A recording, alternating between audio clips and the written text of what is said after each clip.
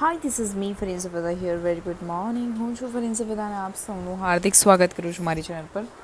ઉમ્મીદ કરું છું અવાજ આવી રહ્યો હશે ને. ગુડ મોર્નિંગ, કેમ છો? હોપ કરું છું એકદમ મજામાં હશો અને તલાડીની પ્રિપેરેશન એકદમ ખતરનાક ચાલી રહી છે. તો ગુજરાતી સાહિત્ય રિલેટેડ હજી એક વિડીયો આવી ગયો છે. 36 જેટલા સવાલ છે, મોસ્ટ ઇમ્પોર્ટન્ટ છે, ધ્યાન આપી જજો. ધ્યાન નહીં આપો તો સિમ્પલ એટલું તો આપવાનું જ કે બસ આપણને યાદ રહી મગજમાં કે કોને કયો પુરસ્કાર મળેલો. બસ આટલું યાદ રહે એટલે આપણું કામ પતી જાય. ચાલો, ટાઈમ વેસ્ટ કર્યા વગર સૌથી પહેલાં તો જણાવી દેવાનું કે આપણા વિડીયોને લાઇક કરી દેજો. અને સૌથી પહેલો સવાલ મોસ્ટ ઇમ્પોર્ટન્ટ, દિવ્ય ભાસ્કર ચિત્રલેખા અને નવનીત સમર્પણના લેખક શ્રી ગુણવંત શાહ હતા. વર્ષ 2016માં એમને કયો પુરસ્કાર પ્રાપ્ત થયેલો? તો સાહિત્ય રત્ન પુરસ્કાર. મોસ્ટ ઇમ્પોર્ટન્ટ સવાલ હતો આ. ગાંધી કથા કહેવા માટે કોણ જાણીતું હતું? નારાયણ દેસાઈ. રમણજીભાઈ જે છે નીલકંઠ હાસ્ય પુરસ્કાર આપવાની શરૂઆત ક્યારે થઈ હતી એમને? ભાઈ રમણભાઈ નીલકંઠ હાસ્ય પુરસ્કાર ક્યારે આ અવોર્ડની શરૂઆત થયેલી? કે પુરસ્કાર સમજો કે અવોર્ડ? વર્ષ 2016માં. વર્ષ આપણા લેફ્ટ સાઈડ છે ભાઈ, આ તમારી લેફ્ટ સાઈડના સવાલ કરાવું છું, રાઈટ સાઈડના પછી કરાવો.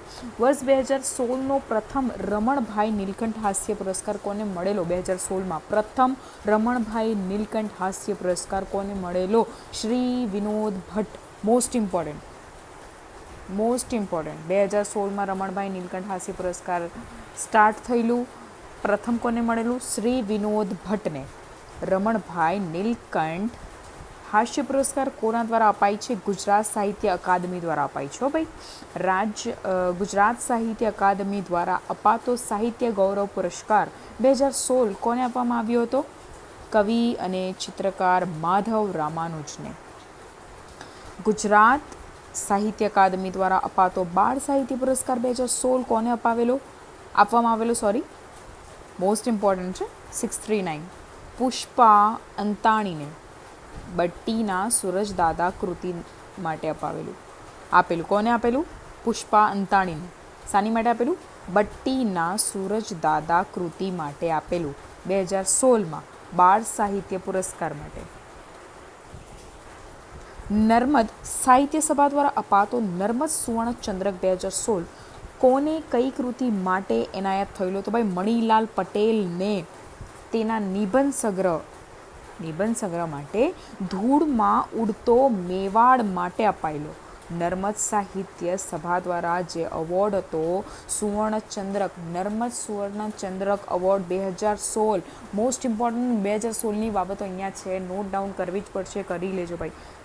તો કોની માટે આપેલું એમને? ધૂળમાં ઉડતો મેવાડ માટે આપેલું મણિલાલ પટેલને. નિબંધ સંગ્રહ છે હા ભૈયા. વર્ષ 2015માં જે રણજીત રામ સુવર્ણચંદ્રક હતો એ કોને મળેલો? કુમારપાળ દેસાઈને મળેલો 2015માં સુવર્ણચંદ્રક. કુમારપાળ દેસાઈ ગુજરાત સમાચાર અખબારમાં કઈ કોલમ લખે છે? પારિજાતનો સંવાદ, ઝાકળ બન્યું મોતી, ઈંટ અને ઇમારત. મોસ્ટ ઇમ્પોર્ટન્ટ 642 લખી લેજો.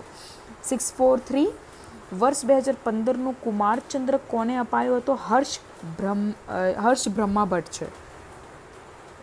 વર્ષ 2015નો જે કુમારચંદ્રક અવોર્ડ હતો એ હર્ષ બ્રહ્મભટ્ટને મળેલો 2015માં. શ્રી ધીરુભાઈ ઠાકર સ્વયંસાચી સારસ્વત પુરસ્કાર કોના દ્વારા અપાય છે? મોસ્ટ ઇમ્પોર્ટન્ટ ગુજરાત વિશ્વકોશ ટ્રસ્ટ દ્વારા અપાય છે. મોસ્ટ ઇમ્પોર્ટન્ટ સવાલ હતું આ. સાહિત્ય માટેનું વર્ષ 2016નું નોબેલ પુરસ્કાર. મોસ્ટ ઇમ્પોર્ટન્ટ નોબેલ પુરસ્કાર કોને મળેલું? બોબ ડીલનને. અમેરિકાના પોપ સિંગર છે. કોણ છે ભાઈ? બોબ ડીલન. સર્ચ કરી લેજો ભાઈ, ખ્યાલ આવી જશે તમને. દયારામની કર્મભૂમિનું નામ જણાવો. ડભોઈ. મોસ્ટ ઇમ્પોર્ટન્ટ દયારામ આવે એટલે તો ખબર હોવી જોઈએ કે ભાઈ એ ડભોઈ. કર્મભૂમિ એમની ડભોઈ. ગુજરાતી સાહિત્ય પરિષદ દ્વારા દર વર્ષે જ્ઞાન સત્ર યોજાય છે ભાઈ. દર 2 વર્ષે. કેટલા વર્ષે? દર વર્ષે નહીં, દર 2 વર્ષે. કેટલા વર્ષે? દર 2 વર્ષે. સાહિત્ય પરિષદ.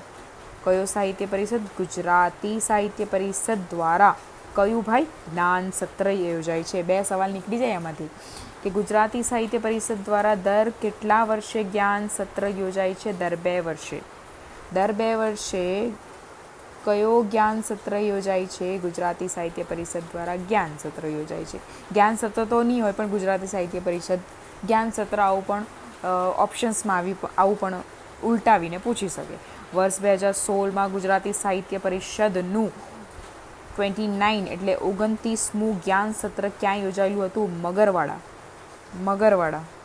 વર્ષ 2015નો નરસિંહ મહેતા એવોર્ડ કોને મળેલો? મનોહર ત્રિવેદીને. વર્ષ 2016નો હરીન્દ્ર દવે સ્મૃતિ પારિતોષિક કોને અપાયો હતો? હર્ષ ભટ્ટને. ઓકે, મોસ્ટ ઇમ્પોર્ટન્ટ હતું. આમાં બધી 2016ની બધી જે બાબતો છે એ મોસ્ટ ઇમ્પોર્ટન્ટ છે. ડાયરેક્ટ આવી જઈએ આપણે રાઈટ હેન્ડ પર.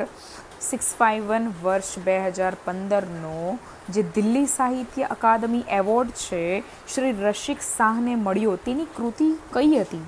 કૃતિનું નામ જણાવો. અંતે આરંભ. નિબંધ સંગ્રહ. મોસ્ટ ઇમ્પોર્ટન્ટ સવાલ છે આ તમારી માટે.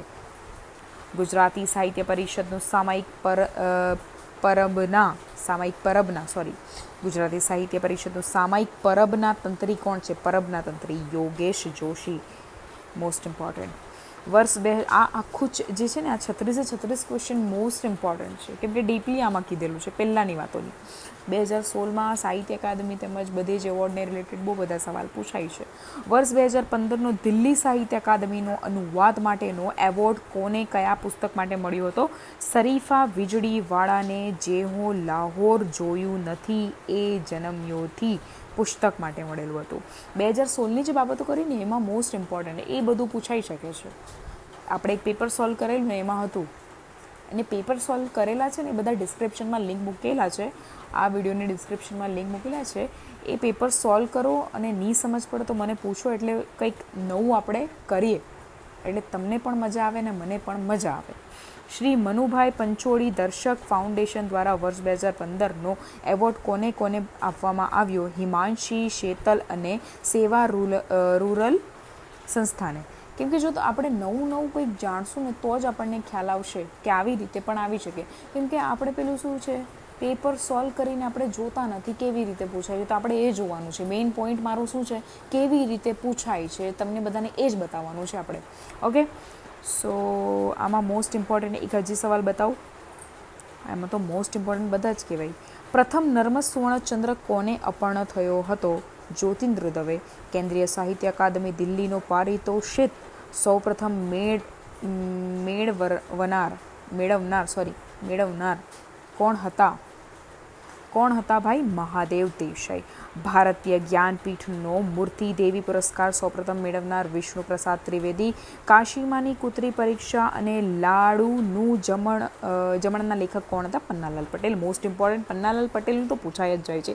ટાઈમ ટેબલ કૃતિના લેખક ભાઈ જ્યોતિન્દ્ર દવે આપણને યાદ છે. ચિત્ર વિલોપન નામનું ખંડકાવ્ય આપનાર સર્જક નરસિંહ રાવ દેવટિયા. આ બધું તો યાદ જ હશે. તો એકાદ સ્ક્રીનશોટ લઈ લો એટલે તમારો ટાઈમ વેસ્ટ નહીં થાય. એકાદ સ્ક્રીનશોટ લઈ લો. ચાલો, આ બધું તો તમને ખબર જ છે. ઓકે, સો નેક્સ્ટ ટોપિક પણ આવું જ હશે, મોસ્ટ ઇમ્પોર્ટન્ટ હશે. તો મળીએ નેક્સ્ટ ટોપિક સાથે. વિડીયોને લાઇક કરી દેજો, અને હજી સુધી કંઈક નહીં સમજ પડી હોય તો પૂછજો ભાઈ, તમને આન્સર મળશે. Thank you so much for watching.